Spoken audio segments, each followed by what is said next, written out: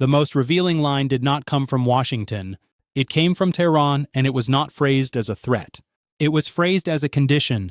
That distinction matters more than the words themselves, because conditions are not reactions. They are structure. And once a condition is stated publicly, it is no longer negotiable in the way headlines suggest. While most attention fixed on the possibility of a final strike, Iranian leadership shifted the frame entirely. They did not answer escalation with escalation. They reframed the outcome. Conflict, they implied, is not something to be ended by force alone. It is something tied to a strategic threshold, one that sits inside their nuclear program. That is not rhetoric. That is positioning. This is where the discomfort begins, because it suggests that what appears to be a military decision is not primarily military. It is conditional, structured, and once a conflict becomes conditional, the actor who defines the condition holds a different kind of leverage. Not immediate, not visible, but persistent, which raises a question that is no longer theoretical. If ending the conflict now depends on a nuclear agreement, who is actually setting the terms of what happens next? My name is Professor Liang Wu. I follow the structure behind events that appear disconnected on the surface. If you are looking for analysis that begins where headlines stop, subscribe. The value here is not speed. It is clarity. The situation in 2026 sits on a foundation that was altered years ago but never fully absorbed. When the United States withdrew from the Joint Comprehensive Plan of Action in 2018, it did more than dismantle a nuclear agreement. It introduced a variable into every future negotiation. Reversibility, agreements could now be undone within a single political cycle. That fact does not expire. It accumulates. Iran's response did not happen immediately. It unfolded gradually. Uranium enrichment levels increased beyond previous limits. According to the International Atomic Energy Agency, Iran has enriched uranium up to 60% purity in recent years, far above the 3.67% cap established under the JCPOA. That number is often reported as a technical detail. It is not. It is a signal, because the distance between 60% and weapons-grade enrichment is not linear. It is compressed. At the same time, sanctions did not eliminate Iran's economic activity. They redirected it. Iranian oil exports declined sharply after 2018, but they did not disappear. Various estimates suggest that significant volumes continued reaching global markets through indirect channels, particularly toward Asia. Verify exact export figure and source. This created a parallel system, less visible, less regulated, but functional. So by 2026, the structure looks different than it did a decade earlier. Iran is operating under sustained pressure, but it has adapted. The United States retains military superiority, but its diplomatic credibility is now conditional in the eyes of its counterpart, and other actors have adjusted accordingly. China, in particular, has maintained economic engagement with Iran, reinforcing alternative pathways that do not rely on Western financial systems. This is why the recent statement matters, because it does not emerge from a position of isolation. It emerges from a position that has learned to operate within constraints. Iran is not claiming it can dictate outcomes. It is defining the terms under which outcomes are possible. Now consider the implication of tying conflict resolution to a nuclear agreement. On the surface, it appears to increase pressure on Iran. Accept the deal, reduce tensions, reject it, face escalation. But the deeper layer reveals something else. It binds two separate domains into one. Military conflict and nuclear negotiation become interdependent. That creates a contradiction. Military pressure is designed to force compliance. Nuclear negotiation requires trust, or at least predictability. When both are fused, each undermines the other. Pressure increases resistance. Resistance delays agreement. Delay prolongs instability. And this is where the balance of power begins to shift in subtle ways. Not through direct confrontation, but through structure. If Iran can maintain its current position, continuing enrichment while sustaining economic flows through alternative channels, time begins to work differently. It no longer exclusively favors the side applying pressure. It becomes neutral. In some respects, it becomes an asset for the side that has already adapted. This does not mean Iran holds dominant power. It does not. The United States retains overwhelming military capacity and global reach. But power in this context is not absolute. It is relational. It depends on how constraints interact over time. So the visible fact is a statement, a warning framed as a condition. The deeper layer is a shift in how conflict and negotiation are connected. And the deeper consequence is this: The structure now rewards endurance over immediate resolution. It favors the actor that can operate within pressure without collapsing. That is a different kind of contest, one that does not resolve quickly, one that unfolds across years, not days. And once that becomes clear, the question is no longer whether a final strike is possible. It is whether it would actually resolve the condition that has now been set. The first angle is not about rhetoric. It is about how military signaling is being converted into strategic structure. The visible fact is straightforward. The United States retains overwhelming strike capability in the region. Carrier strike groups can be repositioned. Long-range assets remain within reach. The Pentagon has sustained a posture designed for rapid escalation if required. Verify current deployment details. That part is not new. It has been true for decades. But the deeper layer is not the capability. It is the conditional framing attached to its use. When the possibility of a final strike is tied to a nuclear outcome, military power stops functioning as an independent instrument. It becomes contingent. That changes how it is perceived. Iran does not interpret this as a simple threat. It interprets it as a bounded option. If escalation depends on a nuclear threshold, then the path to avoiding that escalation is not compliance alone. It is managing the threshold itself. That is a different game. Now consider what that does to deterrence. Traditional deterrence relies on uncertainty. The opposing side must believe that action could come at any point. But once a condition is stated, uncertainty narrows. The window becomes defined. That reduces the range of scenarios the opposing side must plan for. And this is where the structure begins to shift in ways that are not immediately visible. Iran's military doctrine has evolved over time toward asymmetry. It does not seek direct parity. It seeks to complicate decision-making. Through regional networks, missile capabilities, and maritime disruption potential, it introduces layers of risk that are difficult to isolate. Verify IRGC doctrine reference. So when a conditional threat is introduced, Iran does not respond by matching force. It responds by expanding the space around the condition. If escalation depends on a nuclear trigger, then the strategic objective becomes delaying, obscuring, and redefining that trigger. Pause here. Because the implication is not obvious. The question is no longer whether a strike can occur.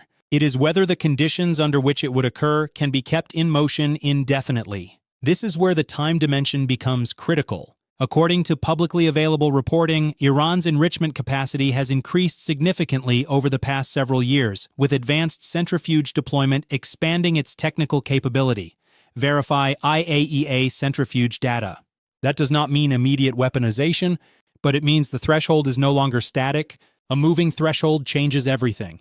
It forces the opposing side to constantly reassess where the line actually is. That creates hesitation, not because of weakness, but because of complexity. And complexity is a form of defense. The United States faces a contradiction here. If it acts too early, it risks validating Iran's framing that pressure is driving escalation. If it waits, the threshold continues to evolve. Neither option produces a clean outcome. And this is where most analysis stops, at the visible dilemma, but the deeper reading sits one level below. Military power, when tied to conditional outcomes, begins to lose its immediacy. It remains powerful, but it is no longer decisive on its own. It becomes one variable among several, which means the center of gravity shifts away from the battlefield and into the structure of the condition itself. And that is where the next layer begins to reveal itself. The second angle is not military. It is economic, and it explains why pressure has not produced the outcome it was designed to achieve. The visible fact is widely reported. Sanctions imposed after 2018 significantly reduced Iran's official oil exports. Financial access through the global banking system was restricted. The intention was clear: reduce revenue, increase pressure, force negotiation. But the deeper layer is not what sanctions removed. It is what they created. A parallel system emerged, not fully visible, not formally acknowledged, but operational. Iranian oil continued to move, often at discounted rates, through intermediaries and non-Western channels. Various estimates suggest exports stabilized at levels higher than initially projected after the reimposition of sanctions. Verify export volume and source. China plays a central role here. Its demand for energy intersects with its broader strategic objective of reducing dependence on Western-controlled financial systems. Purchasing Iranian oil under alternative arrangements serves both purposes. This is where the contradiction becomes visible. Sanctions are designed to isolate, But if a major economic actor chooses not to fully participate, isolation becomes partial. And partial isolation is not the same as pressure. It is adaptation. Iran does not operate freely within this system. It incurs costs, discounts reduce revenue. Transaction complexity increases risk. But the system functions. And function is enough. Hold this point because it changes how leverage works. If economic pressure cannot fully restrict activity, then it cannot fully dictate outcomes. It can shape behavior. It can impose costs, but it cannot guarantee compliance. Now connect this to the nuclear condition. If Iran can sustain a baseline level of economic activity, even under pressure, then time again shifts. It no longer works exclusively against Iran. Instead, it creates a balance. Not equal, but stable enough to endure. And endurance matters, because negotiations are not decided in moments. They are decided across cycles. This is where China's position becomes more significant than it appears in surface reporting. Western analysis often frames China as a passive buyer in this context. That is incomplete. China's engagement with Iran is not only transactional, it is structural.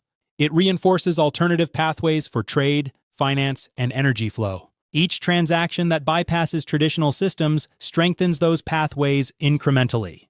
And incremental change accumulates. The consequence is not immediate disruption of the global order. It is gradual diversification, a system where Western sanctions remain powerful but no longer universally decisive. This creates a dilemma for policymakers. Increasing sanctions intensity may raise costs, but it also accelerates the development of alternative systems. Reducing pressure risks signaling weakness. Neither option restores full control. And this is where the economic angle reconnects with the military one. If pressure cannot fully isolate and force cannot act independently, then the condition tying them together becomes the central variable, which leads directly into the third and most consequential layer. Because what appears as a tactical standoff is, at a deeper level, a restructuring of how agreements themselves function.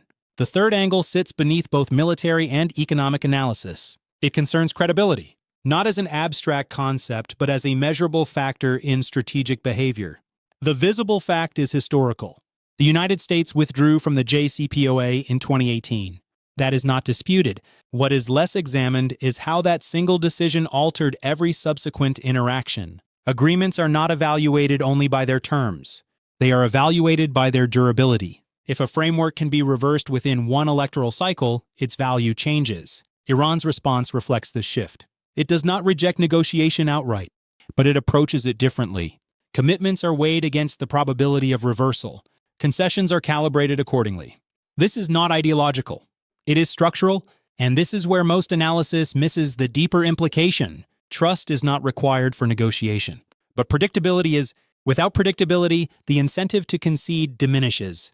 Pause here, because this is where the structure tightens. If Iran believes that any agreement could be undone, then the rational strategy is to preserve as much leverage as possible even during negotiation. That includes maintaining enrichment capability and retaining economic alternatives, which brings the system back to where it began, a condition that cannot be easily resolved. Now extend this forward. In 2 years, if current patterns hold, Iran's technical capability will likely continue to expand incrementally, even if not weaponized. Verify, projection source. Economic adaptation will deepen. Alternative channels will become more refined. In 5 years, the gap between formal agreements and actual enforcement may widen further. Parallel systems could become normalized rather than exceptional. In 10 years, the entire framework of how sanctions and agreements interact may look fundamentally different. This does not guarantee escalation, but it guarantees complexity. For the United States, the dilemma is not only how to apply pressure, it is how to restore credibility without appearing to concede. For Iran, the dilemma is not only how to resist pressure, it is how to secure long-term stability without surrendering leverage. For China, the calculation is different. It benefits from a system where alternative pathways expand, but it also prefers stability over disruption. These interests do not align neatly. They intersect. And where they intersect, outcomes are rarely decisive, which means the condition that began this analysis is not a temporary posture. It is a reflection of a deeper structural reality that is still unfolding. If this analysis is reaching you, then you already understand something most discussions avoid. Depth is not amplified by the algorithm. It moves through people, If you want this kind of work to continue and reach others who are looking for clarity, subscribe and share it with someone who is paying attention. What most coverage entirely misses is that this situation is not being decided in Tehran or Washington, but inside domestic political calendars that do not align. The visible fact is simple. Leadership cycles in the United States and Iran operate under different pressures, different timelines, and different definitions of acceptable risk. In the United States, electoral cycles impose a constant need to demonstrate control, decisiveness, and visible outcomes. In Iran, political continuity is structured differently, with strategic patience often outweighing immediate display. But the deeper layer is not about political systems themselves. It is about how those systems shape the use of time as a strategic instrument. In the United States, the pressure to show movement creates a narrowing of acceptable delay. Policies that extend without visible resolution begin to carry domestic cost. This does not automatically lead to escalation, but it reduces tolerance for ambiguity. It creates an environment where conditional statements become harder to sustain over long periods without action. Iran operates under a different calculus. Time does not function as a liability in the same way. Endurance is not only possible, it is often embedded in strategic thinking. This is not theoretical. It has been observed across multiple phases of sanctions and negotiation, where Iranian policy has absorbed pressure over extended periods without immediate structural change. Now place these two timelines next to each other. One compresses, one expands. That difference alone would create friction, but here it interacts with everything already examined. Military conditionality, economic adaptation, and credibility constraints all operate inside these timelines. They are not independent of them. Consider what happens when a compressed political timeline meets a moving technical threshold. The pressure to act increases as uncertainty grows, but the very act of waiting alters the conditions under which action would occur. This creates a feedback loop. Delay increases complexity. Complexity increases pressure. Pressure reduces tolerance for delay. Iran does not need to resolve this loop. It only needs to remain within it. And this is where the domestic dimension becomes decisive without appearing so. Decisions that appear to be about external policy are filtered through internal incentives. Each statement, each signal, each pause carries a domestic audience as well as an international one. This is not unique to one country. It is structural. In the United States, a conditional statement tied to a nuclear outcome must eventually produce a visible result or be reinterpreted. In Iran, maintaining ambiguity around that outcome preserves leverage. These positions are not easily reconciled. Now introduce a real observable factor. According to publicly documented reporting, domestic political polarization in the United States has intensified over the past decade, influencing foreign policy continuity across administrations. Verify source on polarization metrics. That matters because it increases the probability that any agreement reached could be contested internally. From Iran's perspective, this reinforces the calculation already described. From the United States' perspective, it complicates the ability to commit credibly over time. The result is a negotiation space that exists but does not stabilize. And this leads to a conclusion that is rarely stated directly. The outcome is not determined by a single decision, a single strike, or a single agreement. It is shaped by how these mismatched timelines interact over extended periods. If one side requires resolution and the other can tolerate delay, the structure favors the side that can wait. But waiting is not passive.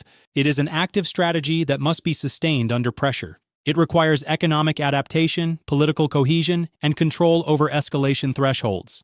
Iran has demonstrated elements of this capacity. The United States retains overwhelming power, but its use is constrained by the conditions attached to it. So the question is not which side is stronger. It is which structure is more stable over time. And that is where the analysis now turns inward toward what all of this taken together actually reveals. So what does all of this actually tell us? It tells us that what appears to be a confrontation over a single decision is in fact a layered interaction of systems that do not operate on the same logic. Military capability remains concentrated, but its use is conditioned in ways that reduce its immediacy. Economic pressure remains significant, but it has generated adaptive networks that prevent full isolation. Credibility has been altered by past decisions, introducing uncertainty into every future commitment. And beneath all of this, domestic political timelines are shaping how long each position can be maintained. These elements do not cancel each other out. They reinforce each other. A conditional threat tied to a nuclear outcome interacts with a moving technical threshold. A sanctions regime interacts with alternative economic pathways, particularly those involving China's continued energy demand. The withdrawal from a previous agreement alters how new agreements are evaluated, reducing incentives to concede. And the difference in domestic political timelines determines how long each side can sustain its position without visible change. Taken together, this creates a system that resists resolution. The most important fact is not a single statistic. It is the pattern. According to the International Atomic Energy Agency, Iran has expanded its enrichment capabilities beyond earlier limits. Verify latest IAEA report. At the same time, despite sanctions, oil flows have continued through alternative channels. Verify export data source. These two facts, operating together, define the structure. One expands technical capacity. The other sustains economic endurance. That combination ensures that pressure alone does not produce collapse, and capability alone does not produce immediate escalation. Instead, the system holds. Not stable. Not unstable. Held. And in that held state, decisions are deferred, conditions are reinterpreted, and time continues to accumulate. Which means the central question is no longer whether a final strike will occur, but whether the structure that makes such a decision ambiguous can persist longer than the pressures acting upon it. And before this analysis ends, there is one more thing that needs to be said clearly. The evidence does not point to a single decisive moment ahead. It points to a series of indicators that will reveal whether this structure is holding or beginning to fracture. The first is the trajectory of Iran's enrichment activity, particularly any shift toward higher levels that would redefine the threshold itself. The second is the consistency of alternative economic channels, especially whether key buyers continue engagement under pressure. The third is the signaling coming from Washington, not in statements alone, but in actual deployment patterns and policy continuity across political cycles. None of these indicators operate in isolation. Each one interacts with the others. There is uncertainty here. It cannot be removed, but it can be observed. If enrichment accelerates while economic channels remain intact, the balance holds in a specific direction. If economic channels weaken while military signaling intensifies, the pressure begins to shift. If political timelines compress further without resolution, the probability of forced decision increases. What matters is not a single headline. It is the alignment of these developments over time. That is what will determine whether this situation stabilizes, drifts, or changes form entirely. This analysis is provided for educational and informational purposes only. It does not constitute policy advice, intelligence assessment, or advocacy for any government or political position. The perspective presented here is based on publicly available sources and reflects an independent analytical interpretation of those materials. Some data points may require further verification, and where uncertainty exists, it has been clearly indicated. The voiceover in this video is generated using artificial intelligence technology. Viewers are encouraged to consult multiple credible sources, compare interpretations, and form their own conclusions based on a broad understanding of the available evidence. Understanding how power moves is not an academic exercise. It is a practical necessity in a world where decisions made far away shape outcomes close to home. Most people will only see the surface of events like this. That is not because the deeper layers are hidden. It is because they require time and attention to trace. If you know one person who is paying attention but still missing the structure beneath what they are seeing, send this to them. Not to everyone, to one person. Because this kind of analysis does not spread widely on its own. It moves through individuals who decide that understanding matters. Leave one comment with your own reading of where this situation is going or the country you are watching most closely right now. That signal matters more than it appears. The next development in this story is already visible, but almost no one is looking at it correctly. I am Professor Liang Wu. Stay curious, stay skeptical, and never mistake a quiet news day for the absence of history being made.